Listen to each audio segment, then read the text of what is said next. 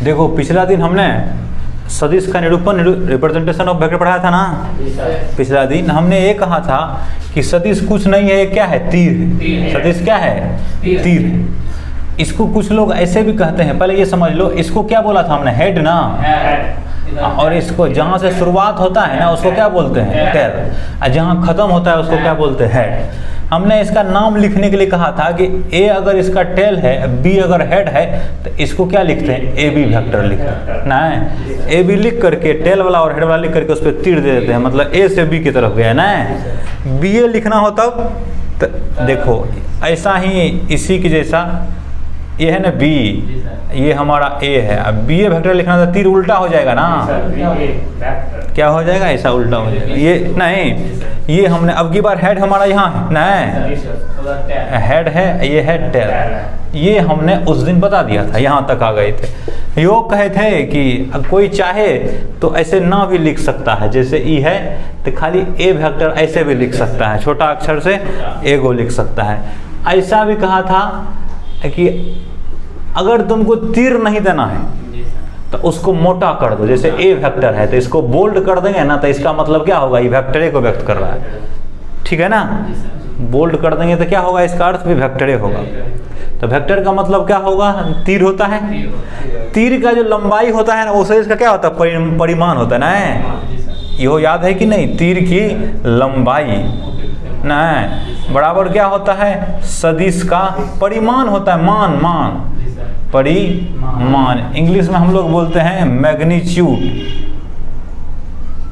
Magnitude of A vector. तो तीर का जो चाहे कोई भी वेक्टर होगा ना, उसमें तीर का लंबाई क्या कहलाएगा, सदिश का परिमाण। और तीर की दिशा क्या होती है, यह बताए थे, तीर की दिशा ही क्या होती है, बोलो, सदिश का दिशा होती है ना। तीर की दिशा में ही क्या लिया जाता है, सदिश की दिशा, डायरेक्शन ऑफ वेक्टर ना, डायरेक्शन ऑफ ए वेक्टर, ये हमने कहा था उस दिन, ठीक। अब देखो उससे थोड़ा सा आगे बढ़ते हैं। इस ऐसे देखो तो ग्राफ खींच दिया ना इसको, अरे तीर खींचा ना, इसका मतलब हमने इसको क्या किया, पिक्चर के द्वारा दिखाया है ना, है। तो इसको, इस विधि को कहते हैं ग्राफिकल मेथड। क्या कहते हैं, वेक्टर को सूचित कर रहे हैं कौन तरीका, आलेखीय विधि ना, आलेखीय विधि। इस तरह से आलेखीय विधि में क्या करते हैं, तीर खींच लेते हैं, तीर का पहला बिंदु टेल का, दूसरा बिंदु हेड का है, टेल और हेड को मिलाने वाला जो है ना वही क्या कहलाता है, उस वेक्टर का जो परिमाण कहलाता है, जो लंबाई होगा ना, इसको कहते हैं कौन विधि, आलेखीय विधि। अब एगो होता है विश्लेषणात्मक विधि। क्या होता है, विश्लेषणात्मक विधि। इंग्लिश में हम लोग इसको कहते हैं एनालिटिकल मेथड। क्या बोलते हैं, एनालिटिकल मेथड। इसमें क्या करते हैं कि तीन को इकाई सदिश लेते हैं। अभी हम नहीं बताएं इकाई सदिश, जब सदिश का प्रकार बताएंगे तो इकाई सदिश बताएंगे।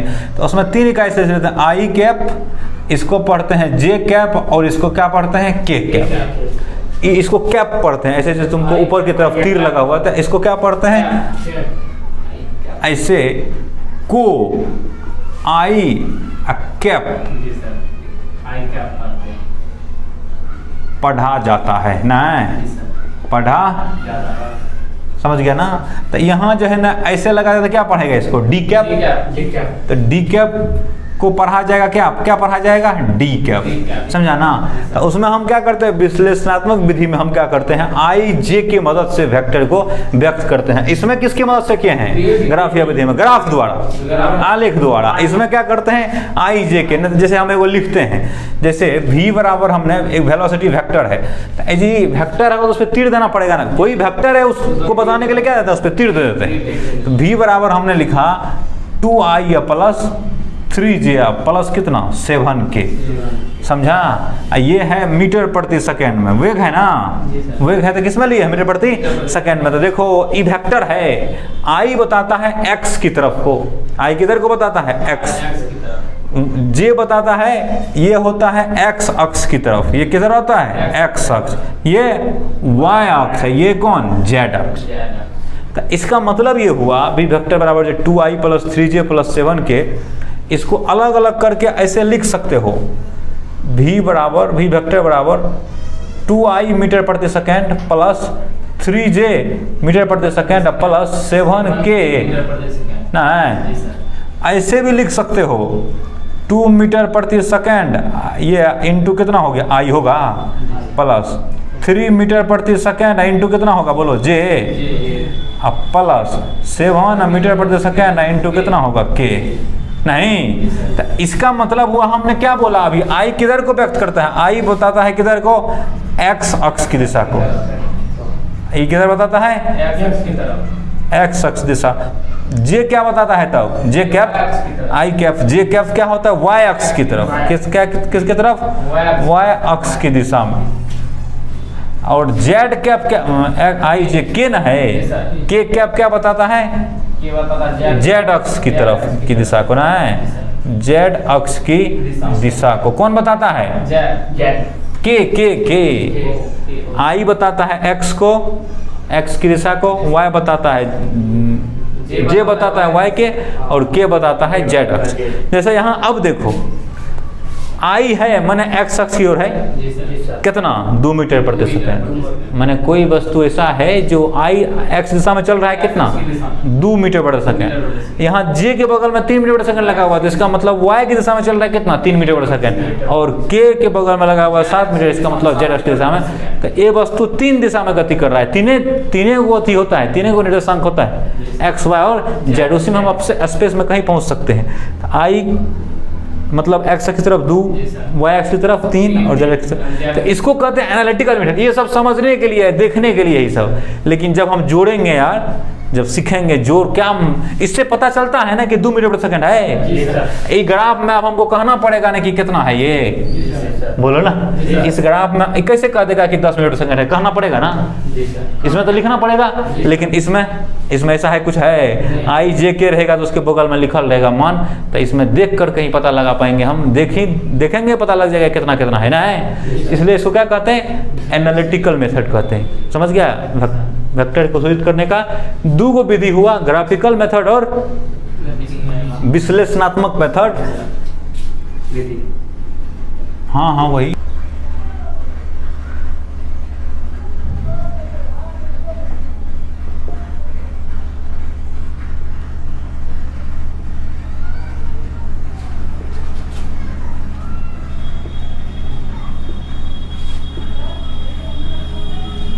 अब हमने क्या लिखा है, सदिश का परिमाण, मैग्नीट्यूड ऑफ ए वेक्टर ना, तो ये तो पहले से जानते हो ना, तीर का लंबाई क्या कहलाता है, सदिश का परिमाण कहलाता है ना। तो माना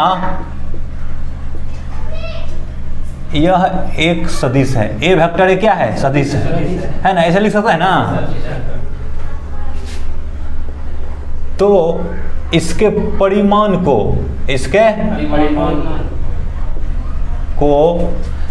ए वेक्टर का मॉडुलस, ए वेक्टर लगा दिया, देखो जो लाइन खींचा ना वर्टिकल लाइन, इसको मॉडुलस पढ़ते हैं। क्या पढ़ते हैं, मॉडुलस।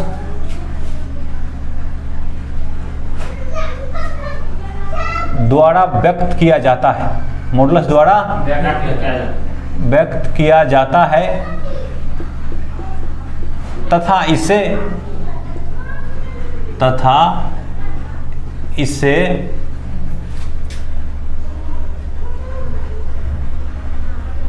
वेक्टर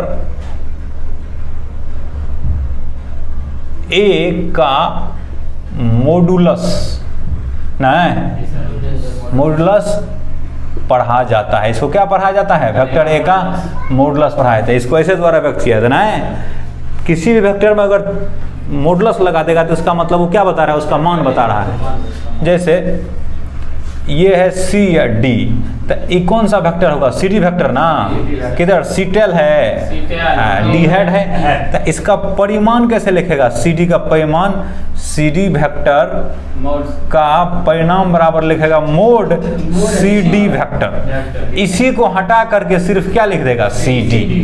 नहीं, वेक्टर नहीं रहने देगा ना, वेक्टर का तीर हटा देगा, चिन्ह हटा देगा, तो क्या हो जाएगा, वो उसका परिमाण हो जाएगा। परिमाण माने वेक्टर में अगर चिन्ह हटा दिए वेक्टर का, तो क्या होता है, वो क्या किसको व्यक्त करता है, परिमाण को। जैसे दूसरा वेक्टर है, ये वेक्टर है, ये मान लो डी वेक्टर है, तो डी वेक्टर का परिमाण कितना होता है, क्या होगा बोलो, डी वेक्टर का मॉडुलस। ये पढ़ेंगे डी वेक्टर का क्या, मॉडुलस। नहीं, ये बराबर कितना, डी बराबर कितना होगा, डी होगा। ऐसे व्यक्त करते हैं कि नहीं, कि इस सदिश का परिणाम कैसे व्यक्त करते हैं, मोड लगा करके।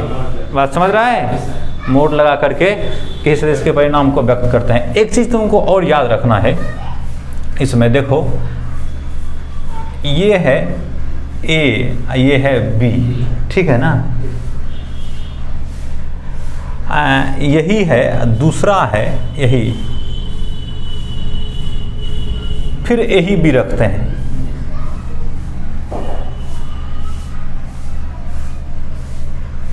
इसको उठा करके आगे ले जाते हैं, ठीक है ना, है यहाँ लाया और थोड़ा नीचे भी कर लिया, इसका नाम रख दिया क्या, C D.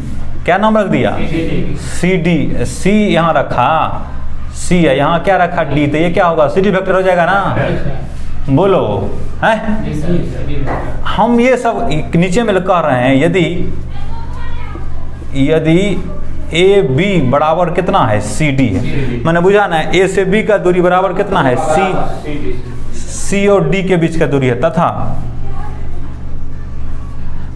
A B parallel है क्या, सी डी, समांतर। पैरेलल किसका संकेत है, समांतर का, पैरेलल, पैरेलल कहते हैं इंग्लिश में, समांतर।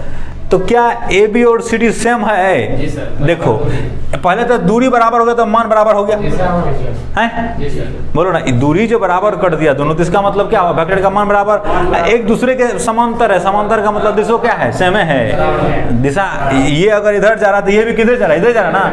इसको उठा करके ऐसे करो ना, इसको उठा लो यहाँ से, यहाँ लेके आओ है, फिर आगे घिसकाते घिसकाते यहाँ लेके आओ, तो इसी पे चलाएगा ना पूरा।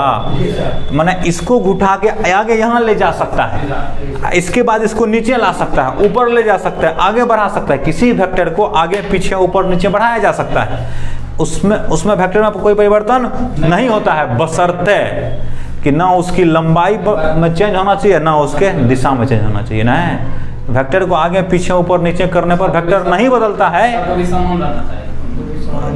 अगर हम ये बोल रहे हैं, अगर वेक्टर को आगे पीछे करते हैं, वेक्टर को क्या करते हैं, आगे करते हैं, पीछे करते हैं, ऊपर करते हैं, नीचे करते हैं, तो उसका वो वेक्टर माने उसका मान और दिशा नहीं बदलता है, नहीं, तो वो कैसा वेक्टर होगा, सेम वेक्टर ना होगा। तो यहाँ ए बी और सी डी क्या होगा, सेम वेक्टर होगा ना, बोलो ना। तो यहाँ क्या लिखेगा, बोलो, यहाँ ए बी वेक्टर तथा सी डी वेक्टर क्या है, बोलो, समान है। नोट क्या लिखना है इसके आधार पर, नोट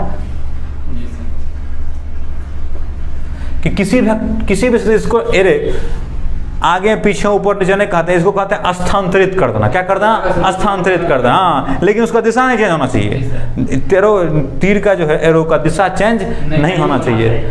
तो किसी वेक्टर को सदिश को नहीं, किसी सदिश को स्थानांतरित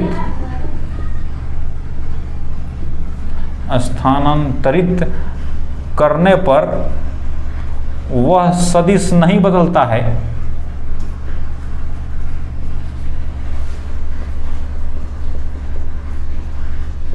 स्थानांतरित सदिश नहीं बदलता है, बशर्ते कि सदिश की दिशा समान हो। अरे उसी को तो आगे पीछे कर रहे हैं ना, इसको आगे ले जा सकता है, पीछे ले जा सकता है, ऊपर ले जा सकता है, नीचे ले जा सकता है, कोई फर्क नहीं पड़ेगा।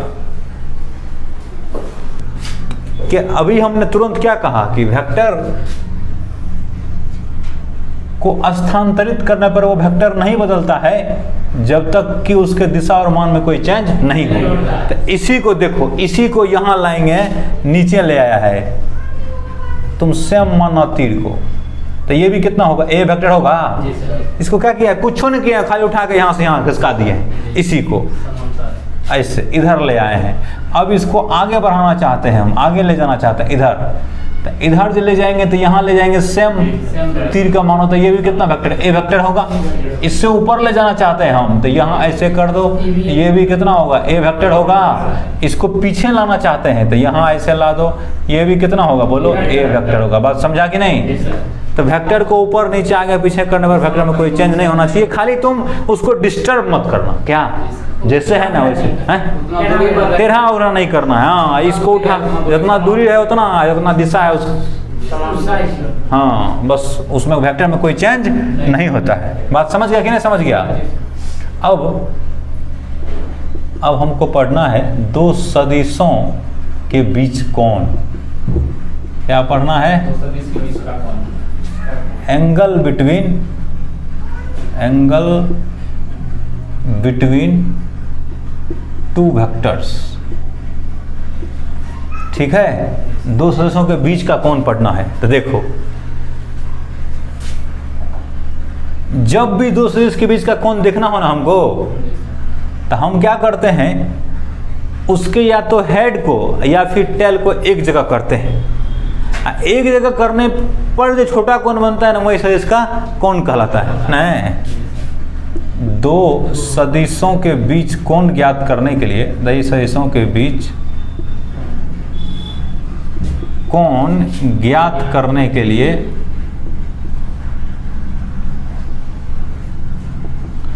दोनों सदिशों के हेड या टेल को एक बिंदु पर लाते हैं। क्या करते हैं? एक बिंदु पर लाते हैं।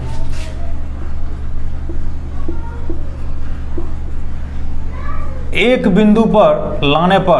बिंदु पर लाने पर दोनों सदिशों के बीच छोटा कोण, दोनों सदिशों के बीच बना छोटा कोण सदिशों एगो नहीं दूगुना है, सदिशों के बीच का कोण कहलाता है।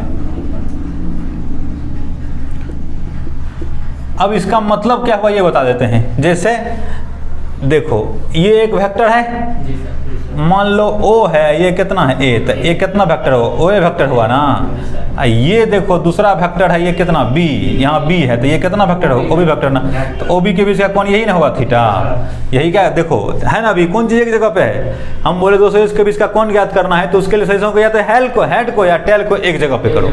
एक जगह किया है ना, अभी करिए के दिया है, तो ये क्या होगा सदिश के बीच का। देखो एगो कोण इधरों से बन रहा है, नहीं बन रहा है, तो ये बड़ा कोण है ना। हम क्या बोले, एक बिंदु पर लाना दो सदिश के बीच बना छोटा कोण, ये मेन बात है इसमें। कौन छोटा कोण इधरों से कह सकता है, तो ये होगा 360 डिग्री या माइनस कितना थीटा ना।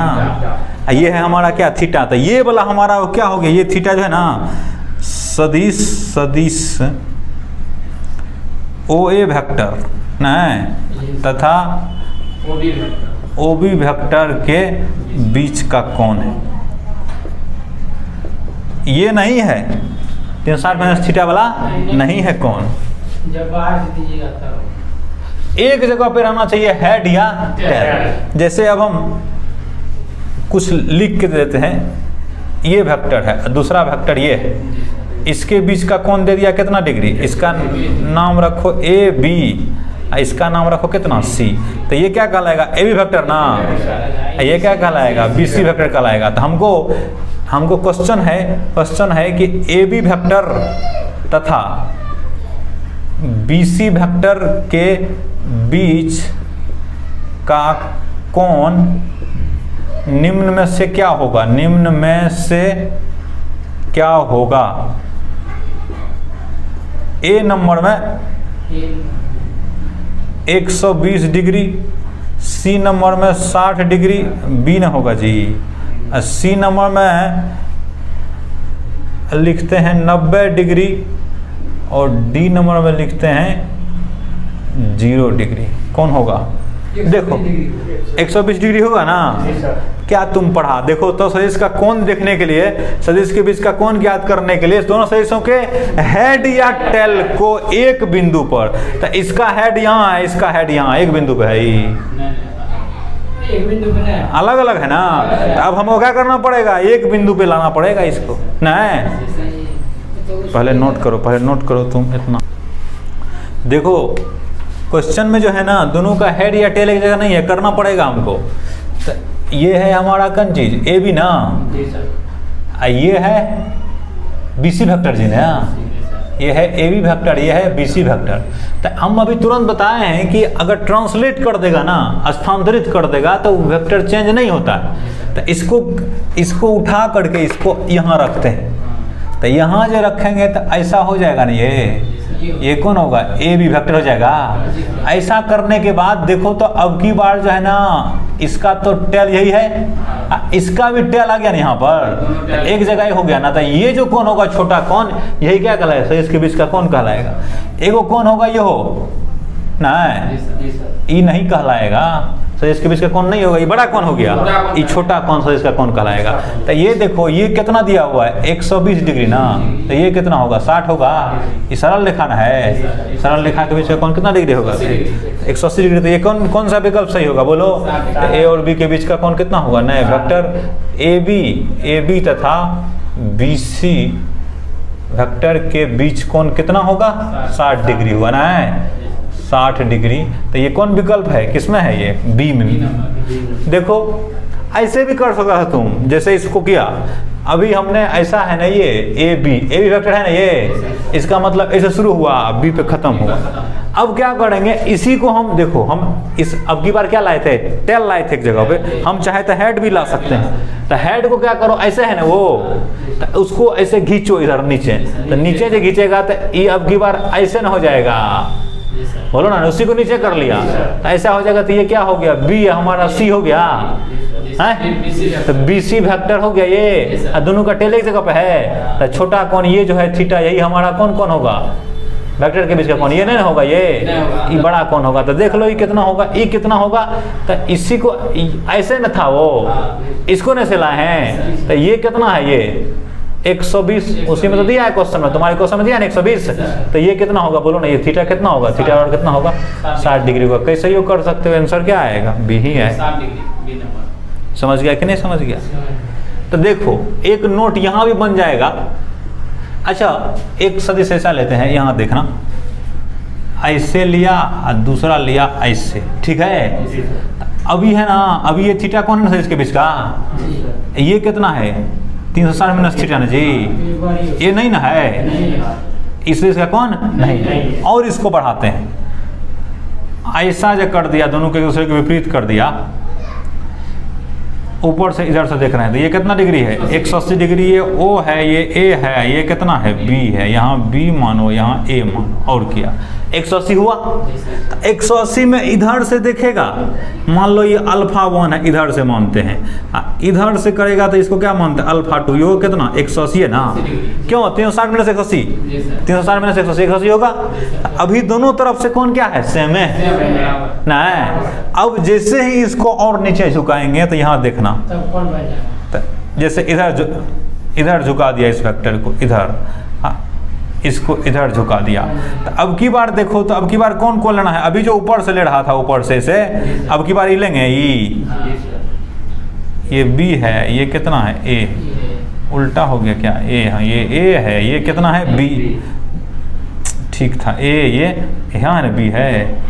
तो अब की बार कौन होगा बोलो, ये वाला होगा कि ये वाला होगा, बोलो बीटा होगा कि अल्फा होगा दोनों का, क्यों देखो अब की बार जो घुमाया ना तो अल्फा बड़ा हो गया बीटा से, दोनों के बीच में छोटा कौन होगा, छोटा कौन है बीटा ना है। तो जैसे ही 180 से और बढ़ाने की कोशिश किया, अब कौन क्या हो गया, छोटे ना हो गया, माना 180 से कम ना हो गया, ये 180 से कम है कि नहीं बोलो ना। तो क्या समझ गया कि दो वेक्टर के बीच का कौन कहाँ से कहाँ हो सकता है, 0 से 180 के बीच हो सकता है। 180 से बढ़ाने की कोशिश किया तो इधर से छोटा पड़ने लगेगा हमको, तब इधर से कौन देखने लगेंगे ना, बोलो। तो क्या लिखेगा नोट में, दो सदिशों के बीच का कौन कितना से कितना के बीच में होता है, बोलो दो सदिशों के बीच का कौन, नोट है ये, दो सदिशों के बीच का कोण थीटा 0 से 180 डिग्री के बीच होता है ना। क्या होगा, 0 से लेके कहाँ तक होगा, 180 डिग्री तक, उससे बाहर नहीं हो सकते ना, 180 से ज़्यादा हो सकता है ना। समझ रहे हैं कि नहीं बात?